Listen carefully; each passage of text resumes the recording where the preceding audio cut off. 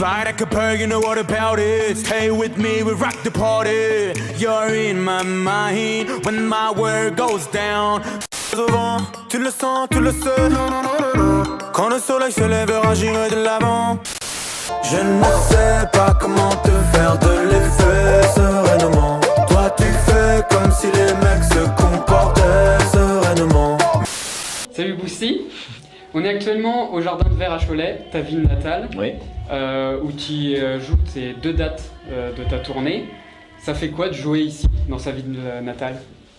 Bah, ça fait trop plaisir, Ouais. c'est particulier, puisque c'est là où j'ai grandi, c'est là où j'ai fait mes études, c'est là où j'ai rencontré mes premiers potes qui sont toujours d'ailleurs mes amis, et du coup revenir, tu convies bien sûr les fans, les curieux, et aussi les amis, qui n'ont pas vu depuis longtemps, qui te suivent de loin, et du coup ça, c'est hyper particulier, parce que tu revois plein de visages, tu en découvres aussi plein, et le fait de savoir que tu joues dans ta ville, dans la salle dans laquelle tu as commencé au début, ou que c'est l'endroit où tu as traversé. C'est-à-dire que là, avant de venir au concert, j'étais chez ma mère, donc il y a un truc spécial, il y a un truc qui est cool.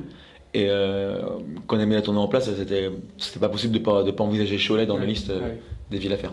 Est-ce que c'est une pression en plus, ou au contraire c'est une date où on est plus cool? Ben, c'est exactement ça en fait, c'est les deux mélangés. Il y a une pression, parce que tu reçois plein de messages de plein de gens que tu n'as pas vu depuis des années-lumière qui disent je serai là. Donc tu te dis bon bah très bien, et du coup c'est cool, mais c'est pas dans le sens de vouloir prouver quelque chose, c'est plus dans le sens purée, c'est dingue, t'as partagé un moment de ta vie avec eux, et ils sont là à ton concert, parce que tu les appelles depuis longtemps, toi t'as fait ta vie, ils ont fait la leur, et c'est trop cool en vrai, hein, c'est trop cool, mais il y a un peu de pression, et en même temps c'est la plus cool, parce que quand moi je fais des lives dans d'autres villes, que ce soit dans le cadre de la tournée ou des festivals ou quoi, tu connais personne, moi j'ai toujours, tu fais le truc à fond, tu vas à fond. Si les gens n'ont pas pris, ça arrive, mais ils vont pas te le dire. T'as pas ce truc. Et là, du coup, t'as envie de marquer les esprits, de montrer que c'est un vrai show, etc. Donc, il y a une pression en même temps. C'est trop cool aussi parce que du coup, t'es à domicile. Donc, ton 2e album est sorti au mois de septembre. Est-ce qu'un 2e album, c'est plus compliqué à faire après le 1er album qui t'a révélé? Il y a plein de trucs comme ça. Il y a plein de légendes, pour moi, qui sont des légendes urbaines, que ce soit par rapport à l'industrie de la musique, par rapport à tout. Je suis passé entre les mecs du filet de tout. Donc pour moi c'est juste qu'il n'y a pas de recette, il n'y a pas de truc, il n'y a pas d'étape, il n'y a pas de. C'est chacun vit son évolution à sa manière, ses albums à sa manière. T'en as un mec qui peut péter au bout du 12e album, un autre au bout du 5e, un autre au bout du 2e, un autre au bout du 1er. Tout le monde est différent. T'en as un qui va faire 3 albums à la suite qui vont être monstrueux, et le 4e il va flopper, tu sais pas pourquoi. T'en as un autre qui va en faire 5 d'affilée qui sont des trucs de malade. Il n'y a pas de recette, donc non, moi je fais mes albums comme je les sens, je les sors quand je veux.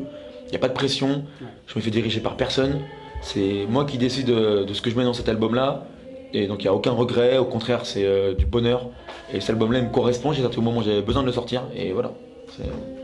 Après l'écoute de tes 2 albums, j'étais agréablement surpris de la diversité des styles. Il y a de la pop, il y a du rap. Est-ce que tu voulais ce mélange des genres dans ton album? C'est pas que je le voulais, c'est que c'est naturel. Quand je compose avec Nino Vella, avec qui je bosse, quand on compose, on se dit pas on veut ce style-là, on veut ce style-là, c'est que c'est tellement. On va juste choper, puiser dans nos inspirations. Et nos inspirations, c'est tous ces trucs-là, c'est de la folk, c'est de la pop, c'est du rap, c'est de l'électro, c'est du blues, c'est tellement de trucs qui se mélangent, donc il n'y a aucune intention de vouloir faire quoi que ce soit, on veut juste faire de la musique. D'accord. C'est naturel. Ça met combien de temps à faire un titre de Boosty? Entre le début de l'écriture jusqu'à le final? En moyenne? Ouais. Un titre, ça peut prendre 2 mois. Ok. Parce qu'on se fait tellement chier à bosser dessus. Il y a des titres qui vont prendre 1 heure, on s'est bouclé en 1 heure. Et des titres qui vont prendre 1 an. Franchement, il y a des titres qui ont pris 1 an à faire. Et il y a des titres qui vont prendre 3 jours. Enfin, c'est marrant parce qu'en moyenne, j'ai envie de te dire 2 mois parce que c'est la moyenne des titres que j'ai composés pour l'album. D'accord. Et c'est d'abord l'écriture ou la composition? D'abord la compo. D'accord. Ensuite, on fait de yaourt, donc on imagine une mélodie dessus. Et après, je pose mes paroles sur la mélodie. D'accord. Qu'est-ce qui est le plus gratifiant dans ton métier d'artiste? Dans chaque moment de ma vie, que ce soit dans la création d'un titre, tu l'écoutes, tu te dis purée, c'est trop cool, c'est moi qui ai fait ça. Je trouve ça génial. Quand tu l'écoutes, tu le fais écouter à des gens et qui te disent franchement c'est trop cool, j'aime beaucoup, je pense que je vais l'écouter, c'est trop cool. Quand tu sors un album et qu'on te dit j'ai pris une baffe, c'est hyper cool. Quand tu fais une tournée, un live, un show, quand on dit tu prends une claque, c'est trop cool. Quand tu as une certification, c'est trop cool. Quand tu es nommé à des cérémonies, c'est trop cool. Quand il y a plein de trucs trop cool. Donc c'est plein de choses différentes, mais dans chaque étape, il y a un truc qui est puissant, quoi. Et au contraire, est-ce qu'il y a quelque chose qui est difficile ou décevant? Un truc qui est difficile, c'est que ce métier-là, il n'est pas fait pour tout le monde du tout. Ouais. Et qu'il y en a plein que je connais, que je côtoie, qui n'ont pas les épaules pour, et qui font staff alors que c'est pas fait pour eux. D'accord. Et du coup, tu peux vite sombrer, parce que faut s'accrocher, hein, mine de rien. C'est-à-dire que nous, d'un point de vue, les gens d'un point de vue extérieur, ils voient que les bons côtés, parce que c'est notre travail de faire ça. Mais derrière, c'est un taf énorme, et il y a plein de choses à gérer, il y a plein de hauts, il y a plein de très hauts, il y a plein de très bas, il y a plein de moyens. Et quand tu es prêt à ça, que tu as les épaules et que t'étais... Moi, je pense que le vrai truc, c'est que quand tu étais heureux avant ça, tu t'attendais pas pour avoir ça, tu peux que vivre le truc correctement et ne pas avoir peur de ce qui va se passer après. Alors que si tu as vécu toute ta vie pour avoir le succès ou quoi que ce soit, et que tu as tellement peur de le perdre, là, les choses peuvent mal se passer pour toi. Moi, j'étais hyper heureux avant, j'étais hyper épanoui, j'ai une famille, j'ai mes amis, j'aime la musique profondément bien avant que ça marche un peu plus. Donc le truc pour moi, tout ce qui arrive, c'est que du bonus et je le prends à 100%. J'en veux même plus, mais si ça s'arrête ou si ça va moins fort ou si ça va plus fort, je sais gérer tous les trucs. Et ça, c'est la puissance du truc. Et il y en a plein qui n'ont pas les épaules, qui sont trop sensibles. Parce que maintenant en 2019, quand tu es artiste, tu dois être artiste, tu dois être aussi businessman aussi, gérer ton truc. Tu peux plus être juste artiste, c'est pas possible. Alors voilà, t'as beaucoup de chance, mais ça existe très peu. Donc il faut avoir les épaules. Mais il y a plein de points négatifs, mais quand tu fais la balance, il y a tellement plus de points positifs que c'est même. J'ai pas une seule seconde de réfléchir à arrêter depuis que j'ai commencé. Tu as fait plusieurs collaborations depuis que tu as commencé, notamment avec Slimane, Zao, Joyka ou récemment Lola Dubini. Est-ce que c'est une source d'inspiration ou même de motivation de collaborer avec d'autres artistes? Ouais, c'est une source d'inspiration. La seule personne moi, à qui j'ai fait appel, c'est Lola Dubini parce que c'est une amie à moi. Et les autres, c'est les artistes qui m'ont demandé. Moi, je suis grave chaud pour ces trucs-là, c'est trop cool. Tu donnes de la force, il te donne beaucoup de force. Moi, Vianney m'a donné énormément de force à un moment donné. Il m'a permis d'avoir accès à quelque chose que j'aurais pas pu avoir accès sans lui. Et donc, c'est un échange. Lui avait envie d'avoir un petit rappeur cool avec lui qui commençait, donc il était content de m'inviter. Moi, j'étais super content d'y aller. Donc, il y avait un truc. Slimane, on s'entendait super bien. Il m'a dit, viens poser son son. J'ai dit, bah, avec plaisir, vas-y, on se fait un truc. Zao, c'est pareil. Zao, c'est une légende en France pour moi.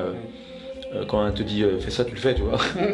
Donc elle m'a invité pour faire un truc, on en a fait un, deux, trois, après je l'ai invité moi sur un truc.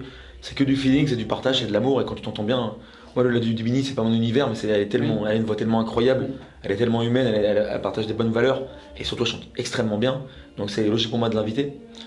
Voilà, c'est humain. Et Joyka, c'est un pote à moi, c'est un mec qui est très très fort aussi en beatmaking, qui fait des bons sons, qui fait des vidéos trop drôles, il a un vrai univers, il est drôle. Donc quand on s'est dit on fait des trucs, j'ai dit oui à 100%. C'est que du feeling. Dernière question pour conclure cette interview.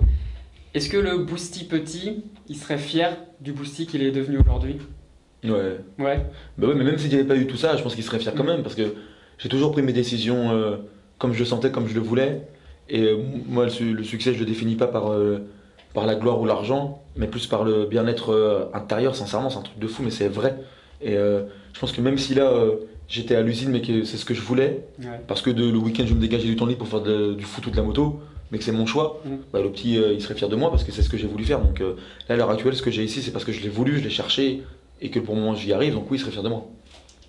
Très bien, merci d'avoir répondu à mes questions. Merci à toi. Et bon courage pour, merci pour beaucoup. tout à l'heure et puis pour la suite. Et toi aussi.